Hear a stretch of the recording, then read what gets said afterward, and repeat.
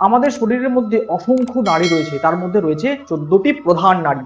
এই প্রধান নাড়িগুলি কি না ইরা, পিঙ্গলা, সুষুম্না, সরস্বতী, বারুণী, কুষা, হস্তিজিহ্বা, যশস্বিনী, বিশ্বদরী, কুহু, শঙ্খিনী, পরদিনী, অম্লম্বুষা ও গান্ধারী।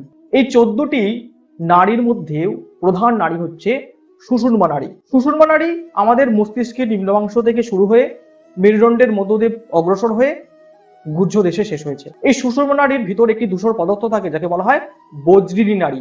এই বজ্রিনী নাড়ির ভিতরে থাকে চিত্রিনী নাড়ি এবং চিত্রিনীর অভ্যন্তরে যে রন্ধ্র থাকে তাতে থাকে ব্রহ্ম নাড়ি। সুষুম্না নাড়ির দুই দিকে থাকে দুটি নাড়ি, একটি হচ্ছে ইরা আর একটি হচ্ছে পিঙ্গলা নাড়ি। বাম দিকে থাকে ইরা নাড়ি এবং ডান দিকে থাকে পিঙ্গলা নাড়ি। এই দুটি নাড়ি ডান এবং বাম শুক্রাশয় থেকে শুরু হয়ে বক্রভাবে মস্তিষ্কের দিকে অগ্রসর হয়েছে। আমাদের সঞ্চালনমান প্রাণ বায়ু এই দুটি নাড়ির মধ্য দিয়েই সর্বদাই আবর্তিত হচ্ছে।